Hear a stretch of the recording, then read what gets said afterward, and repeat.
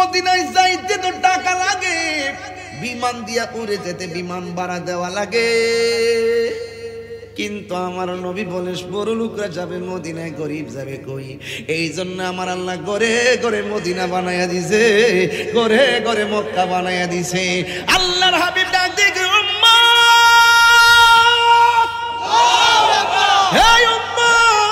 তোরা যদি তোর মায়ের চেহারা দিকে একবার যদি নেক নজরে তাকাস, আমার আল্লাহ তোর আমলনামায় কবুল হজের সওয়াব দিয়া দিবে।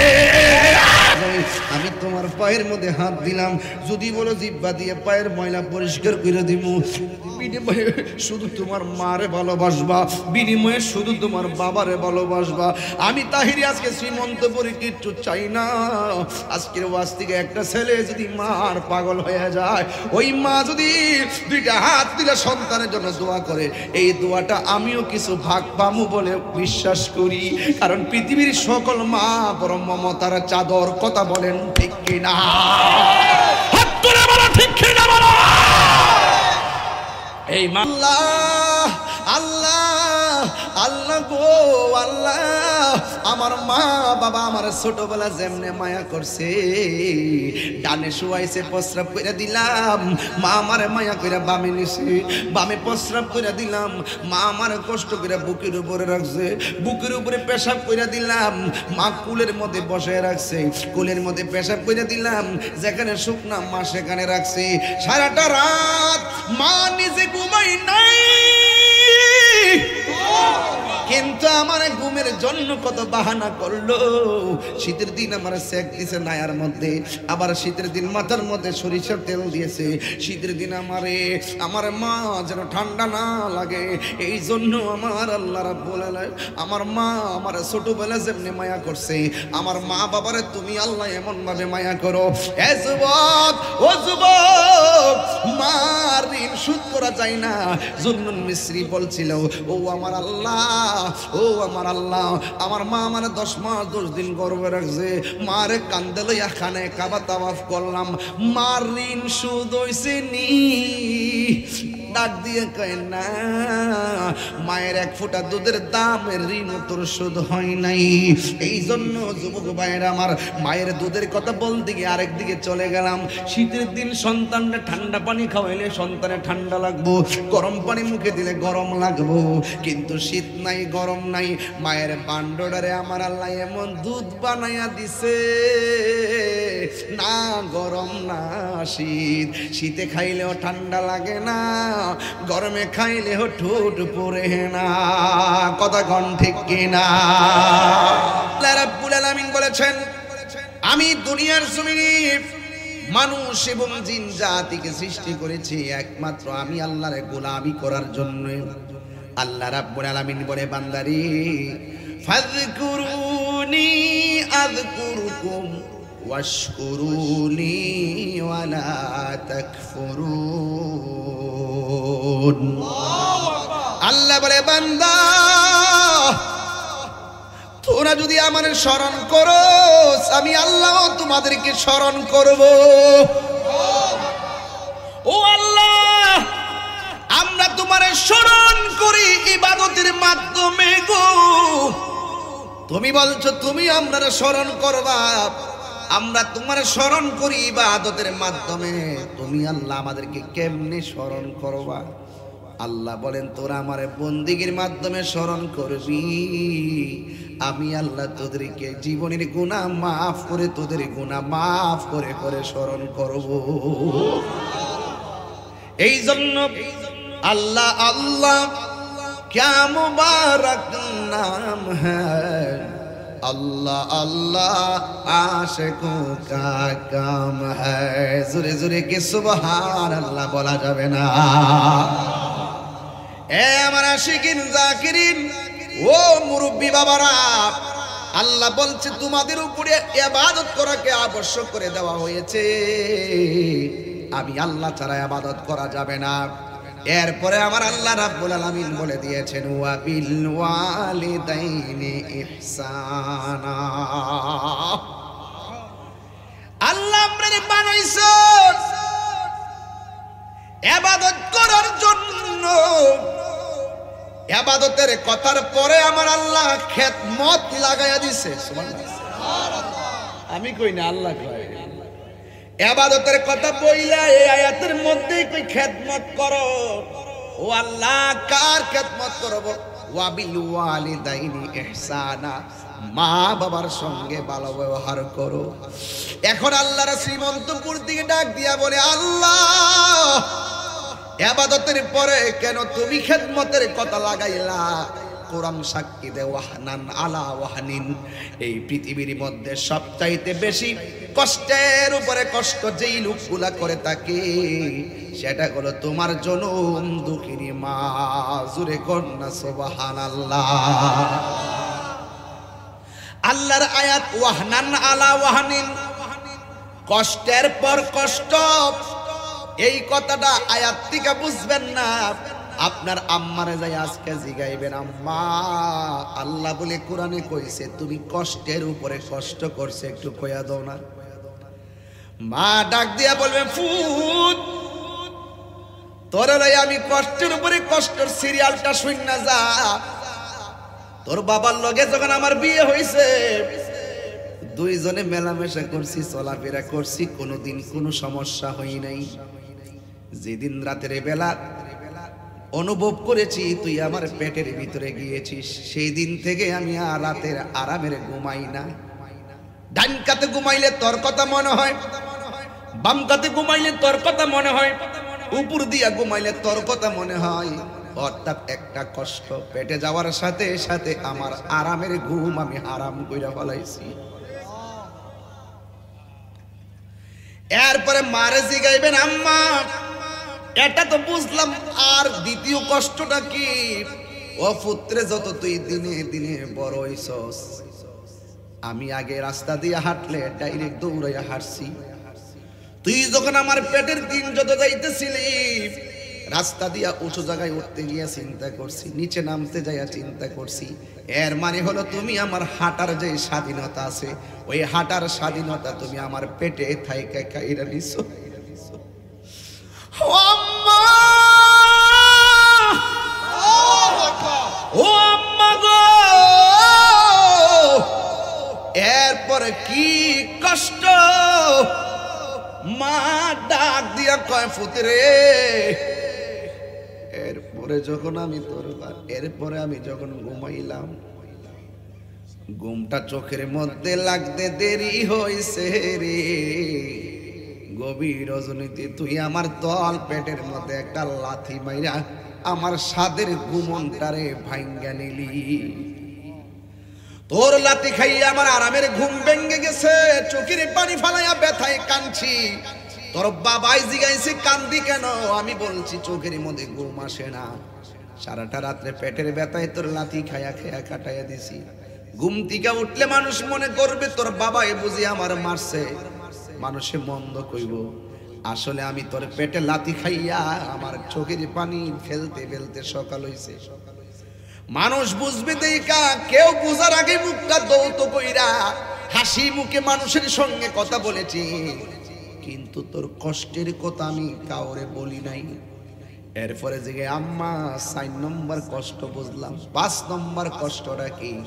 মা ডাক দিয়া বলে, পুত্রে, যখন আমার পেটের ব্যথা গভীর হইয়া গেছে, আমি পাশের বাড়ির মহিলারা ডাক দিয়া বলছি, ও বোন, মনে হয় আমার বাচ্চা হবে।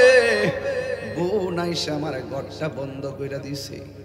ঘন্টার পর ঘন্টা আমি তোরে পেটের মধ্যে নিয়ে যুদ্ধ করছি, যুদ্ধ। তুই বাইরেতে আইসা আমার কলিজার মধ্যে লাথি মারছ।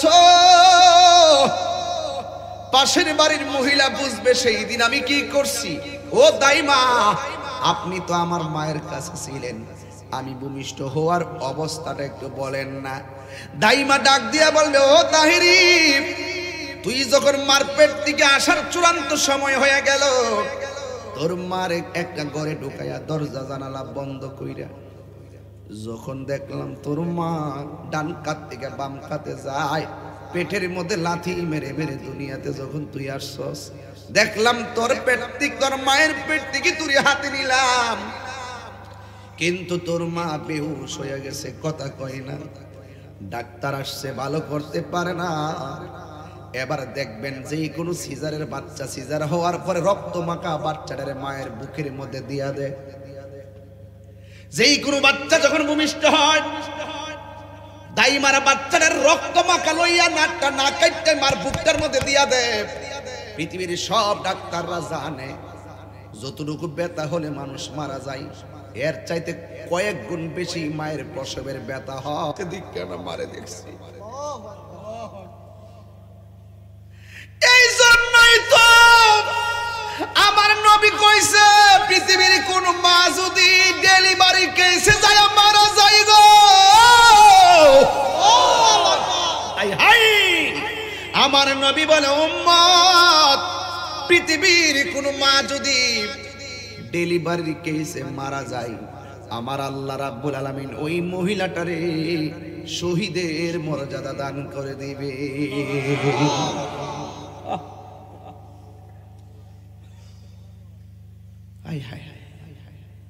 মরে গেলে আল্লাহ এত সম্মান বাড়াইবো?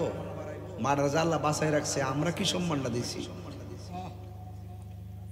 যেই মা এত কষ্ট করে মরে গেলে গা আল্লাহ এত মর্যাদা বাড়াই দিব। মারা যায় বাচ্চা রইছে, আমরা মারে কি মূল্যায়নটা করছি? তোর মা বেহুশ হয়ে গেছে, তোর মা কোনোভাবে হুশ আসে না,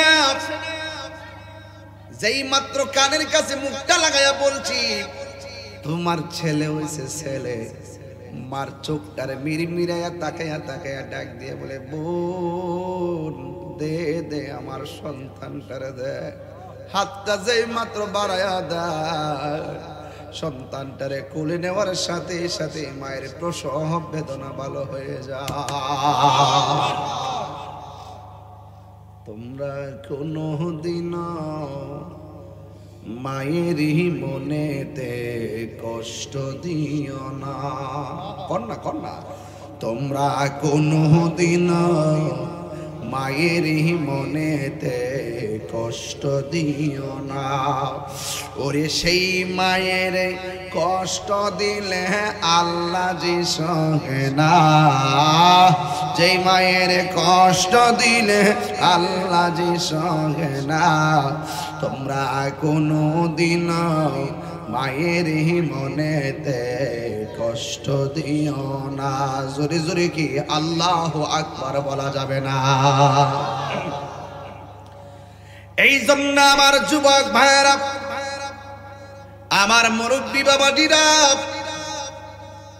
আল্লাহ বলছে ওয়াবিল ওয়ালিদাইনি ইহসানা, মা বাবার সঙ্গে ভালো ব্যবহার করো, কারণ মা ওয়াহনান আলা ওয়াহনিন, কষ্টের উপরে কষ্ট করে, এই জন্য মা বাপের সঙ্গে ভালো ব্যবহার করো। এখন আল্লাহর জিজ্ঞাসা করি আল্লাহ কয়দিন পর্যন্ত মায়ের সঙ্গে ভালো ব্যবহার করব? আমার আল্লাহ কোরআনে বলে দিয়েছেন ইম্মা ইয়াবলুগান্না ইনদাকাল কিবারা আহাদুহুমা আও কিলাহুমা, মা বাবা যদি বুড়াও হয়ে যায়, দুইজনের একজন অথবা দুইজন যদি বুড়াও হয়ে যায়, মা বাবার সঙ্গে তোমরা ভালো ব্যবহার করো। বিয়ে করার আগে পোলাপানগুলো মোটামুটি মা বাপের কথা শুনে, বিয়ে করার পরে পোলাপানের ইমেজটা নষ্ট হয়ে যায়। কথা কও এই যুবক, কথা কও, সাবধান। মা বাপের মনে কষ্ট দিয়া যতই বড় হুজুরগিরি কর কোনো লাভ হবে? লাভ হবে না। হাই হাই, জীবনের চোখে বহুত দেখছি কোটিটা কোটিপতি রাস্তার ফকির হয়ে গেছে মার বদদুয়ায়। জীবনে বহুত দেখছি রাস্তার ফকির বাড়ি গাইটা ভাত খায়, কিন্তু শেষ পর্যন্ত দেখা গেছে মায়ের দুয়ায় ওলি হয়ে যায়। কথা কর না কেন? ওলি হইতে গেলে কি কামিল পাস করুন লাগে? মাস্টার্স পাস করুন লাগে? মায়ের দোয়া ওলি হয়ে যায়, কারণ মায়ের দোয়ার মধ্যে কোনো স্বার্থ, নিঃস্বার্থে ভালোবাসে শুধু আমার মাই, ভবে যার তুলনা নাই। নিঃস্বার্থে ভালোবাসে শুধু আমার মাই, ভবে যার তুলনা নাই। সেই মা তোমার চলে গেলে গো, এই সেই মা তোমার চলে গেলে সার হইব কান্দন, এই জগতে কেউ হবে না মায়েরই মতো, এই জগতে কেউ হবে না মায়েরই মতো। মা তোর আপন কইরো যতন, মা তোর আপন কইরো যতন, মা অমূল্য ধন, এই জগতে কেউ হবে না মায়েরই মতো, এই জগতে কেউ হবে না মায়েরই মতো। ঠিক কিনা বলেন? এই পৃথিবীর সব স্বার্থে ভালোবাসবে, স্বার্থে, কথা কন না কেন? একমাত্র নিঃস্বার্থে ভালোবাসবে আপনার মা। মেট্রিক পাস করলে বলবে যে ইন্টার পাস করুক, ইন্টার পাস করলে ডিগ্রি পাস করুক, 10,000 টাকার মালিক হলে 20,000 টাকার মালিক হোক, আরেকবার হিংসা করবে। মা নিঃস্বার্থে দোয়া করবে। মায়ের দোয়া ওলি হওয়া যায় কি যায় না? এই জন্য আমার যুবক ভাইয়েরা, ও শ্রীমন্তপুরের বন্ধু, কি দিয়া বুঝাবো মা কেমন জিনিস? আমার আল্লাহ বলেন, মায়ের সঙ্গে গেবাড়ি দেখায় কথা কইও না। ফুলাফান দমক মারো, খাল কেটে কুমিরটা ঢুকাইও না। আমার যদি জিগাও তাই হুজুর, আপনি যেখানে যান দিনে নাই রাত নাই, 2টা নাই 3টা নাই, হাজার হাজার লোক, প্রত্যেকে কারিশমা। আমি বলবো আমার এলেম নাই, আমার সাথে সুরকার দেশে অভাব নাই, আমার সাথে কি smart smart boy, smart smart বক্তা, হ্যাঁ, অ্যামাজিং ফিগার অ্যান্ড ফাইটার। কিন্তু আল্লাহর রহমতে যেখানে যায় অনেক সম্মান পাই, একমাত্র আমার মার দোয়ার কারণে। এটা আমি গর্ব করে প্রাউড ফিল করি, সব জায়গায় বলি, সব জায়গায় বলি, সব জায়গায় বলি, মায়ের দোয়ার মধ্যে কোনো স্বার্থ নাই। এজন্য আল্লাহ বলছেন, মা বাবা বৃদ্ধ হয়ে গেল তার সঙ্গে ভালো ব্যবহার করতে হবে। ঠিক আছে? মা বাবা বৃদ্ধ হলেও ভালো ব্যবহার করতে হবে। আর আমরা দেশে পোলাপান মারে দমক মারে। মা যদি কি স্কুলে যাইতাম না, রাত্রে ঘুরতে যাইস না, যাইলে যাবো। বিয়ের আগে মোটামুটি একটা লক্ষণ ভালোই থাকে, বিয়েটার পরে যখন সুন্দরী আনে, সুন্দরী তারে বান্দরী বানাইলে বগো হব, এটা কথা কই হই না লো। তুমি যদি তোমার শাশুড়ির ইজ্জত না করো, একদিন তুমিও কিন্তু শাশুড়ি হইবা। তোমার শাশুড়ি যদি তুমি শ্বশুরে যদি বৃদ্ধাঙ্গুল দেখাও, কাগজে কলমে লিখে রাখো, শ্রীমন্তপুর তাহিরি কইয়া গেলাম, যে বউ তার শাশুড়ির সম্মান করে না, একদিন তার সন্তান তার জুতা দিয়ে পিটাইব।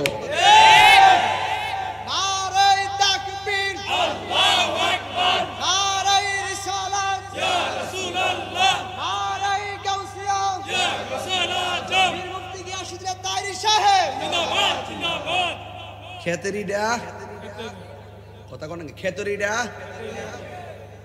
2টা মানুষ পৃথিবীতে খুব ডেঞ্জারাস, 2টা মানুষ খুব বেকুব, বেকুব ডেঞ্জারাস আর কি।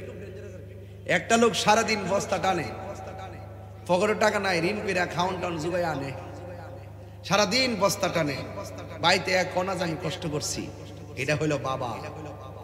আর একটা মানুষ সারাদিন না খায়া কণা যে আমার ক্ষুধা লাগছে, এই মানুষটা হলো মা। আর আমরা ঘরে খাওন নাই, খাওন না পাইলে প্লেটটা উড়াই বলে দিছি, খাওন ওইলো না কিনলে দেরি হয়েছে, কিনলে তোর বাপ যে বুঝি রামতারছে না দেওয়া। মাঝে মাঝে রাস্তা দিয়া যায় কিছু মুরব্বী দিয়ে রিক্সা চালায়, তখন মনে হয় যে খবর নিতাম তোমার ছেলে কেডা, মনটাকে ওই ছেলের ঘর থেকে দইরাই না জুতা দিয়া বিটাইতাম। যখন থেকে মুরব্বীরা রিক্সা চালায়, তখন মনে হয় যে উপযুক্ত ছেলে যদি থাকতো তার জিগাইতাম, তুই কি করস?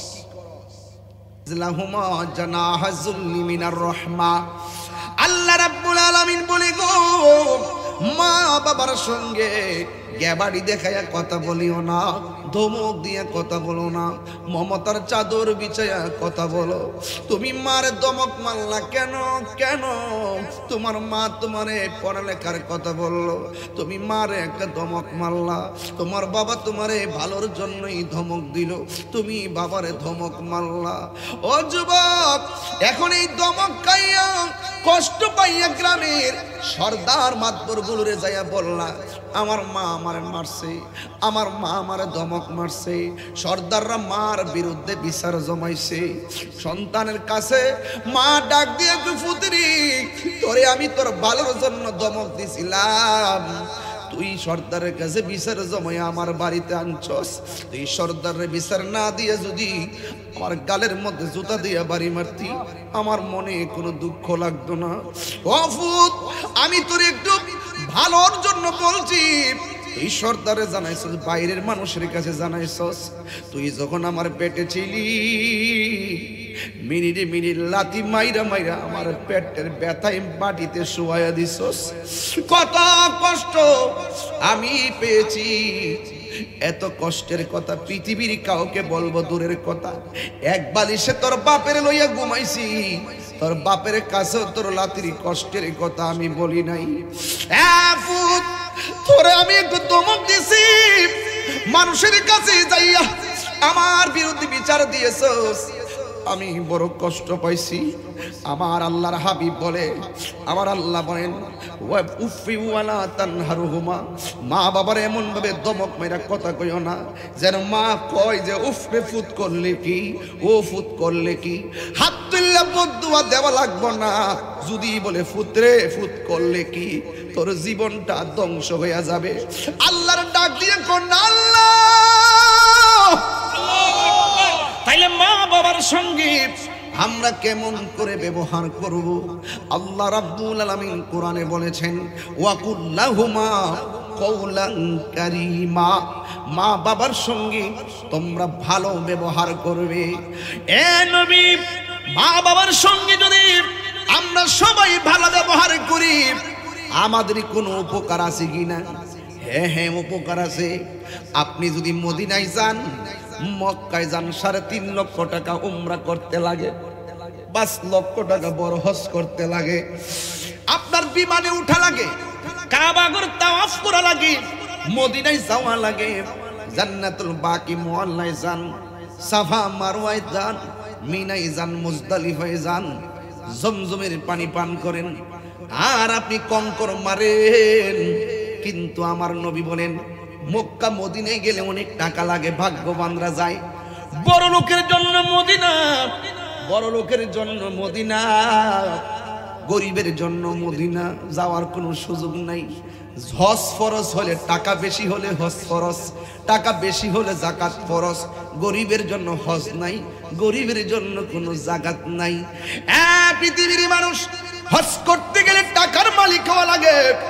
আমার নবীর উম্মত তো কিছু গরিব থাকবে, কিন্তু মদিনার জন্য মনটা পাগল পাগল হইয়া থাকে। আমি হব মদিনা সারা বেলা জারদার, রোজার কিনারে কেটে যাবে দিন আমার। আমি হব মদিনা রোজার কিনারে কেটে যাবে দিন আমার। আমার স্বপ্ন যদি হয় গপূরণ, ধন্য হবে মোর জীবন মরণ। আমারই স্বপ্ন যদি হয় গপূরণ, ধন্য হবে মোর জীবন মরণ। আমি হব মদিনা সারা বেলা জারদার, রোজার কিনারে কেটে যাবে দিন আমার। আমি হব মদিনা মদিনা সারা বেলা ঝাড়ুদার রোজার কিনারে কেটে যাবে দিন আমার আমি হব রাসূলের রোজার চৌকিদার হতে পারি যেন গো শাফাতের দাবিদার আমি হব মদিনার রোজার চৌকিদার হতে পারি যেন গো শাফাতের দাবিদার আমারি স্বপ্ন যদি হয় গো পূরণ ধন্য হবে মোর জীবন মরণ আমারি স্বপ্ন যদি হয় গো পূরণ ধন্য হবে মোর জীবন মরণ আমি হব মদিনার সারা বেলা ঝাড়ুদার রোজার খুব ভালো লাগতেছে আমি হব মদিনা রোজার কিনারে কেটে যাবে দিন আমার আমারই স্বপ্ন যদি হয় গো পূরণ ধন্য হবে মোর জীবন মরণ আল্লাহু আকবার বলবেন না আমারই স্বপ্ন যদি হয় গো পূরণ ধন্য হবে মোর জীবন মরণ আমি হব মদিনা সারা বেলা আহা রোজার কিনারে এ যুবক মদিনায় যাইতে টাকা লাগেনি এ আমার যুবক ভাইরা গো নারে তাকবীর আল্লাহু আকবার নারে রিসালাত ইয়া রাসূলুল্লাহ নারে গাউসিয়া ইয়া রাসূলুল্লাহ বীর মুফতি গিয়াসউদ্দিন তাইরি সাহেব বাবাকে তোমরা কাবা জানিও কইতাম নি বাজান বিষয়টা দিচ্ছেন তো এটার উপরে আমাকে এইটাতে থাকা লাগতেছে এবং আমি অনেক বুদ্ধি করে কথা বলতেছি যেন আপনার বিষয়টা বুঝে আসে শুধু ওয়াজ শুনবেন না আজকে থেকে মার পাগল হয়ে যাবেন কথা কন ঠিক কিনা বাবাকে তোমরা কাবা জানিও মদিনা জানিও মাকে যদি গো তারা বেঁচে থাকে ওই আমি সে বিনাই দেখিতে পারি নাই দেখিও আমার উম্মত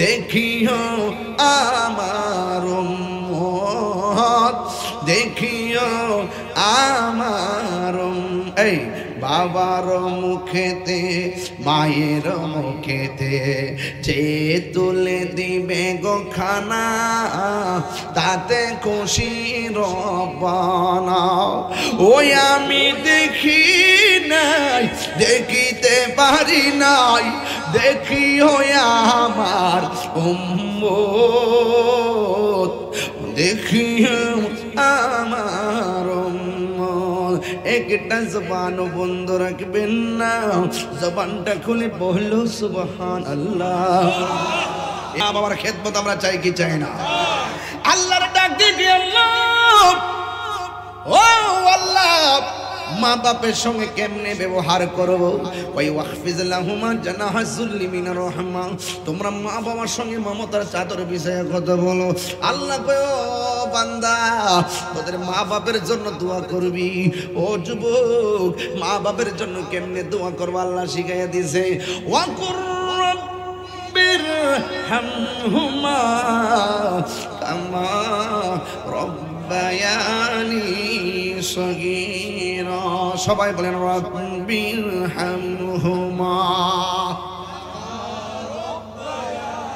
আনি সগীরা। মায়ের একদার দুধের দাম কাটিয়া গায়ের চাম, পাপস বানাইল ঋণ শুধু হবে না, এমন দরদি হবে কেউ হবে না আমার মা গো, এমন দরদি হবে আমার মা গো। জোরে জোরে কি আল্লাহু আকবার বলা যাবে না? এই জন্য যুবক ওই মারে 200 টাকা দিয়া 2 লাখ টাকার জারি মাইরো না, মারে এক ফোনা কলা কিনাই না আঙ্গুর ফলের জারি মাইরো না, মারে 150 টাকার শাড়ি দিয়ে 20,000 টাকার জারি মাইরো না। মা তোমারে ঈদের দিন নতুন জামার ব্যবস্থা করছে, নিজে পরে নাই তোর টানছে, বাপে নিজে কাপড় কিনে নাই বালিশের নিচে দিয়ে ইস্তারি করছে, আর তোর জন্য নতুন কাপড় আইনা দিছে। কোথায় দিকে কিনা দিল, কেমনে আইনা দিল, একদিন মার কাছ থেকে জানতে চাইলাম না। এই জন্য যুবকের দল মারে জারি মাইরো না। কারে জারি মারতে চাও? আজকে বড় কষ্ট লাগে, কোটিপতি হইয়া গেছে মার টাকা দিয়া, কোটিপতি হইয়া গেছে বাপের টাকা দিয়া। তোরে যদি লেখাপড়া না করাইতো, তোরে কোন বাবাই ইঞ্জিনিয়ার বানাইতো? তোর বাবাই যদি তোরে টাকা নিয়ে লেখাপড়া না করাইতো, তোর হোর যে বিয়া যে করছ, তোর হোরে তোরে ভরাই দিছে হুন্ডে হুন্ডে বেহু বেফতার। কথা কন ঠিক না বেটি? এই বেফতার, তুমি বিয়া করছো, বউ আইছে তোমার বাড়ি, আইসা ডাক দিয়া জামাই লইয়া গর্ব করে, তুই বেহুব কি একটা বার তোর মা বাপ লইয়া গর্ব করতে পারলি না? বউরে বুঝাইলে না কি লেগা? আমি মাস্টার্স পাস করছি, আমার আম্মা আমারে পড়াইছে দীক্ষা, মাস্টার্স পাস করছি, সরকারি চাকরি পাইছি, আমার মা পড়াইছে দীক্ষা। তুমি 2 দিন হচ্ছে না আইসো, আইসা কো আমার জামাই আর আমার মা আমার জন্ম দিছে, লালন পালন করছে। আমার মা যদি কয় আমার ফুল, তুমি কিন্তু বেজার হইও না। কথা কন ঠিক কিনা? বেফাতারের গোষ্ঠী, তুই বেকুব, তোর আকল কম, বড় কষ্ট লাগে। সন্তান কোটিপতি হয়েছে আর মার জায়গা হয় বৃদ্ধাশ্রমে। সন্তান বিল্ডিং এ, মা পড়ে থাকে সোনার ঘরের ভিতরে। কথা কন ঠিক কিনা?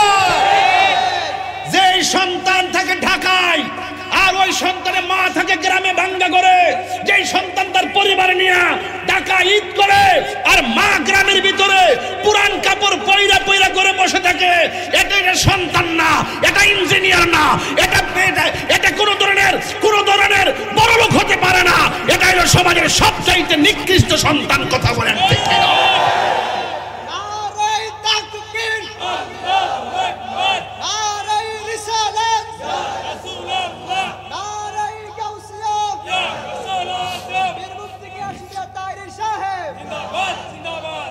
আসিনি এমন আসিনিও এই ফুলাফান গুলো, যে ছেলের গোলা, যে ছেলের মা ছেলের দ্বারা কষ্ট পায়, এই সন্তান যত টাকাওয়ালাই হোক, এই সন্তান হলো সমাজের অভিশপ্ত সন্তান। কথা কোন ঠিক কিনা? এই যুবক মনে রাখবা, মা বাপের বদদুয়া নিয়া পোলাও ভাত খাইতে পারবা, কিন্তু মনে শান্তি পাইতা না। আর মা বাপের দোয়া নিয়া গাছের তলায় শুটকির ভর্তা খাও, শান্তি আছে না নাই? কিরে মনে আসেনি?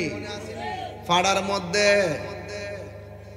মধ্যে হিল দিয়া যে লাল মরিচটা হালকা দিয়া হিদুল হুটকিটা দিয়ে